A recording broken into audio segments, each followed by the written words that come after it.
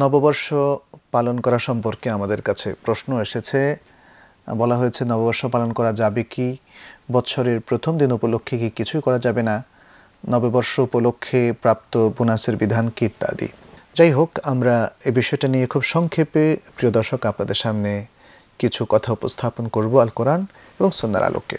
প্রথম কথা হচ্ছে যে ইসলামে স্বীকৃত দুটো উৎসব রয়েছে, একটি হলো ঈদ উল ফিতর আর একটা হলো ঈদ উল আদহা। এ সম্পর্কে যে দলিলটা আছে আমরা সেটি সহিহ হাদিসের মধ্যেই পাই। এর বাইরে আর যে উৎসবগুলো আছে, মানে সেই উৎসবগুলো নববর্ষের উৎসব হোক অথবা অন্য কোনো ধর্মীয় উৎসব হোক যেগুলো আসলে ইসলামে নেই কিন্তু মানুষ বানিয়ে নিয়েছে, যেমন ঈদে মিলাদুন্নবী বা ইত্যাদি, তো এগুলো আসলে ইসলামে কোনো স্থান নেই। নববর্ষ উপলক্ষে কি আসলে তাহলে কিছুই করা যাবে না? এ সম্পর্কে আসলে আমাদের স্কলারগণ কি বলেছেন, আল কোরআনে কি বলা হয়েছে কিংবা সুন্নাহ কি বলা হয়েছে, শুধু সেটা আপনাদের সামনে আমি উপস্থাপন করব এবং তার আলোকে আমরা সবাই সিদ্ধান্ত নিব যে আসলে কি আমাদের করণীয়। মহান আল্লাহ রাব্বুল আলামিন আল কোরআনের মধ্যে বলেছেন ওয়াল্লাযীনা লা ইয়াশহাদুনা যুর,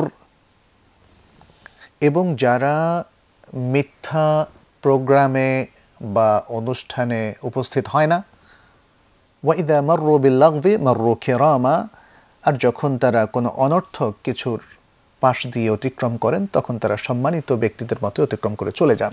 তো এখানে ওয়াল্লাযীনা লা ইয়াশহাদুনা যুর, যারা মিথ্যা কোনো অনুষ্ঠানে উপস্থিত হন না, এর ব্যাখ্যায় মুজাহিদ বলেছেন, এবং মুজাহিদ ছাড়াও আরও অনেক বিজ্ঞ ওলামায়ে কেরাম বলেছেন আন্নাহাল আয়াদুল খাসা বিল মুশরিকিন, এগুলো হচ্ছে সেই সব অনুষ্ঠান যেগুলো অমুসলিম এবং মুশরিকদের সাথে খাস। তাহলে এটা আমরা আয়াত থেকেও কিন্তু এই ইমপ্রেশনটা পেলাম। মুজাহিদ একজন প্রখ্যাত মুফাসসির ছিলেন আল কোরআনের, তিনি এই তাফসিরটা করেছেন, মন গড়া কোনো তাফসির নয়। তার মানে হচ্ছে যেই সমস্ত অনুষ্ঠান, সেটা নববর্ষ হোক বা অন্য যে কোনো অনুষ্ঠান হোক, সেটা যদি অমুসলিমদের কৃষ্টি কালচার হয়ে থাকে তাহলে মুসলিমরা সেটা কখনোই গ্রহণ করবে না। আর ইসলামের মধ্যে যদি কেউ সেটা চালু করেন তাহলে সেটা কোরআন অথবা সুন্নাহর ভিত্তিতে করতে হবে, তা না হলে গ্রহণযোগ্য হবে না, যে কারণে ঈদে মিলাদুন্নবী গ্রহণযোগ্য হয়নি।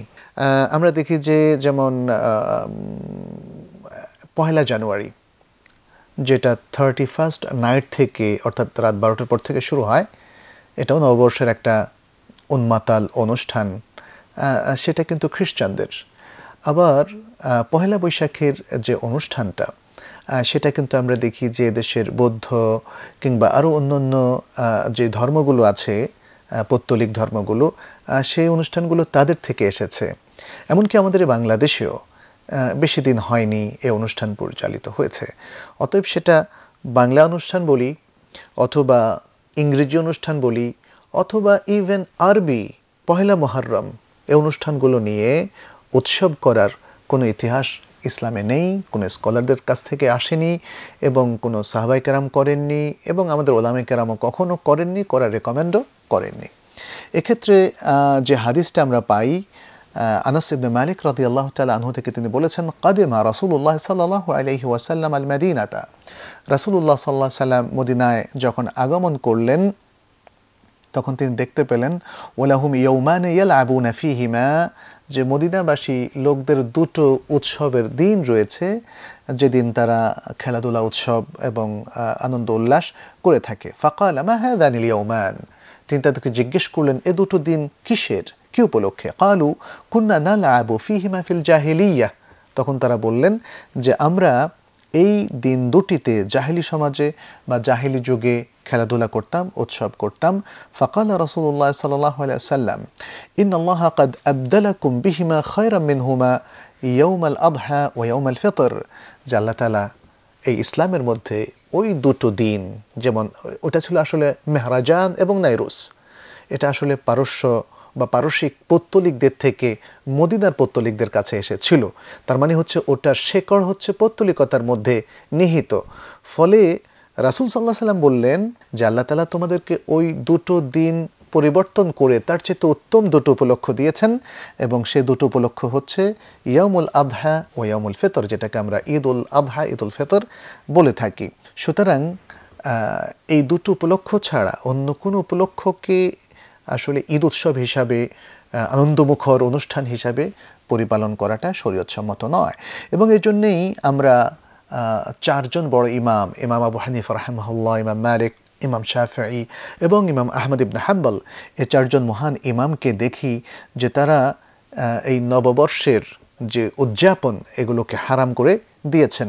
সুতরাং এটা আজকের কোনো মুফতি সাহেবের ফতোয়া নয় বা আমার ব্যক্তিগত অভিমতও নয়, এটা হলো সমস্ত ওলামায়ে কেরামের অভিমত। এবং এই ব্যাপারে স্পষ্ট করে সৌদি আরবের আল্লাজনাত দায়মা স্থায়ী ফতোয়া কমিটি এবং হায়াত কেবাল ওলামার সকল ওলামা এবং শেখ বিন বাজ রাহেমাহুল্লাহ, শেখ সালেহ বিন উসাইমিন রাহেমাহুল্লাহ, তারা প্রত্যেকেই কিন্তু এই ব্যাপারে স্পষ্ট করে বলে দিয়েছেন, উম্মাকে জানিয়ে দিয়েছেন। আমরা শুধু তাদের কথাগুলোকে আপনাদের সামনে উপস্থাপন করলাম এবং এর মধ্য দিয়ে আমাদের কাছে কিন্তু স্পষ্ট হয়ে গেল যে নববর্ষের এই দিনটি আর যে কোনো দিনের মতোই অতি সাধারণ। আজকের প্রচার মাধ্যমগুলো এই দিনটিকে সিগনিফিক্যান্ট করে তুলেছে এবং মানুষ আজকাল কত কিছু নিয়ে হঠাৎ উল্লাসে মেতে উঠে, এটা কিন্তু শরীয়ত সিদ্ধ নয়।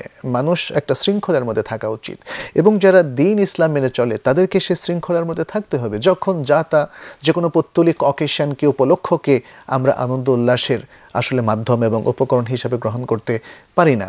এখানে আরেকটা জিনিসও কিন্তু লক্ষণীয়, সেটি হচ্ছে আসলে আজকে সারা বিশ্বকে যারা নিয়ন্ত্রণ করছেন তারা কর্পোরেট কালচারের ধারক এবং বাহক। তারা বিভিন্ন উপলক্ষ তৈরি করেন, খেলার বিভিন্ন ইভেন্ট তৈরি করেন, প্রতিযোগিতা তৈরি করেন এবং ফ্যাশন শো তারা তৈরি করেন। এটা হচ্ছে তাদের কর্পোরেট কালচার। এর পেছনে তাদের বাণিজ্যিক একটা ইচ্ছা থাকে। যেমন আজকে যদি আমরা ইংরেজি নববর্ষের কথা বলি অথবা বাংলা নববর্ষের কথা বলি, তাহলে দেখা যাবে যে এগুলোকে অনেক মানে জাঁকজমকপূর্ণ করে তোলা হয়েছে। এর জন্য বিভিন্ন পোশাক, বিভিন্ন ধরনের ডিজাইন, বিভিন্ন ধরনের ফ্যাশন বের হচ্ছে। এটা তো বাণিজ্য, এটা পুরোপুরি বাণিজ্য। এবং আমরা অত্যন্ত দুঃখের সাথে লক্ষ্য করলাম কেউ কেউ হয়তো ভাবছে, মুসলিমদের মধ্য থেকে তারা ভাবছে যেহেতু বাংলা নববর্ষ, ইংরেজি নববর্ষর বিষয়টা আসছে এবং সেটা যারা করছে সেখানে হয়তো ইসলামের কোনো কিছু নেই, তাহলে ইসলামী নববর্ষ হিসাবে হিজরি মানে মুহররম মাসের প্রথম তারিখকেও যদি আমরা হিজরি এবং ইসলামী নববর্ষ হিসাবে পালন করি, অসুবিধা কি? এটা হচ্ছে আরেকটা বড় ধরনের দলালাত, মিসগাইডেন্স এবং ভ্রান্তি। এটা কখনোই গ্রহণযোগ্য নয় যে আপনি আসলে বাংলাটা কি দোষ করলো, ইংরেজিটা কি দোষ করলো। এটা আসলে নববর্ষ হিসাবে সবগুলো সমান, সে আরবি হোক, বাংলা হোক অথবা অন্য যে কোনো দেশেরই নববর্ষ হোক, ইসলাম আসলে কোনোটাকে সমর্থন করে না। এবং হয়তো হিজরি সালে নববর্ষ দিয়ে আবার আরেকটা বেদাত আসলে সমাজে প্রচলন করার চেষ্টা চলছে। আমি বলবো যে আসলে যারা বিবেকবান মুসলিম, আসুন না আমরা কোরআন সুন্নাহর দিকে ফিরে আসি। এত উপলক্ষের দরকার কি? পৃথিবীতে কয়দিন থাকবেন? আমরা যারা আখিরাতে বিশ্বাসী, আখিরাতে সাফল্যই তাদের মূল সাফল্য, সেটা আমাদের মনে রাখতে হবে। একটা ছোট্ট বিষয় এই প্রশ্নের সাথে ছিল, সেটি হচ্ছে নববর্ষ উপলক্ষে আমরা যে বেতন ভাতা পাই সেটি শরীয়তসম্মত কিনা। এখানে আমি বলবো যে আসলে উপলক্ষটি শরীয়তসম্মত নয়। এটা এতক্ষণের আলোচনায় কিন্তু আমরা সেটা স্পষ্ট করেছি। অর্থাৎ যে কোনো নববর্ষই আমরা পালন করি না কেন, সেখানে যে কোনো ধরনের আমরা অনুষ্ঠানই করি না কেন, সেটা শরীয়তসম্মত নয়। কারণ শরীয়তসম্মত হওয়ার জন্য শরীয়তের দলিল লাগবে। দলিল না থাকলে কিভাবে সেটা শরীয়তসম্মত হতে পারে? তো এই যেমন বাংলা নববর্ষ হোক বা ইংরেজি নববর্ষ হোক, এই নববর্ষে যদি আমরা কোনো বেতন, বোনাস বা অতিরিক্ত ইনকাম করি, সেটা কিসের এগেনিস্টে করলাম, এটা একটা দেখার বিষয় আছে। যদি এটা নিছক এই শরীয়তসম্মত নয় এমন দিন থাকার কারণেই আমি করে থাকি, তাহলে সেটা সুন্দর ইনকাম নয়। কিন্তু ব্যাপারটা এখানে এতটা স্পষ্ট নয়, কারণ যারা সার্ভিস হোল্ডার শুধু তারাই সেটা পাচ্ছেন, অন্যরা সাধারণ জনগণ কিন্তু পাচ্ছে না। যে যে চাকরিতে আছেন, চাকরির কর্তৃপক্ষ তাকে দিচ্ছে, অন্য লোকেরা কিন্তু পাচ্ছে না। ফলে এটা শুধুমাত্র নববর্ষ উপলক্ষে সেটা যেমন 100% ঠিক নয়, আবার 100% ভুলও নয়। তার মানে হচ্ছে তিনি এই উপলক্ষটাকে নির্ধারণ করেছেন, এই উপলক্ষটা নির্ধারণ করাটা আসলে উচিত হয়নি। সেই জন্য এই ইনকামটা একদম হারাম এটা যেমন বলা যাচ্ছে না, আবার খুব শোভনীয় সুন্দর ইনকাম সেটা বলা যাচ্ছে না।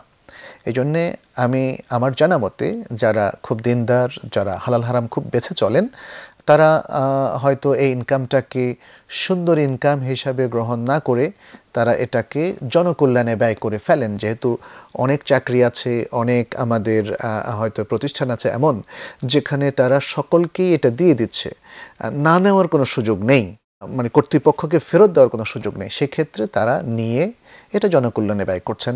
আমি মনে করি এটা সুন্দর একটা পদক্ষেপ। আর যদি কর্তৃপক্ষ এই নববর্ষ উপলক্ষে কোনো বেতন বোনাস না দেন, আমি সেটাকে স্বাগত জানাই। এবং আমি মনে করি যেহেতু এটা ইসলাম সম্মত কোনো মানে উপলক্ষ নয়, সুতরাং সে উপলক্ষে আসলে কোনো অতিরিক্ত বোনাস প্রদান না করাটাই হচ্ছে উত্তম। আল্লাহু তাআলা আলাম। প্রিয় দর্শক, আজ এখানেই আমরা শেষ করলাম। হাদা সাল্লাল্লাহু সাল্লামা আলা নবিয়িনা মুহাম্মদ ওয়া আলা আলিহি ওয়া আসহাবিহি আজমাইন। ওয়াসসালামু আলাইকুম ওয়া রাহমাতুল্লাহি ওয়া বারাকাতুহু।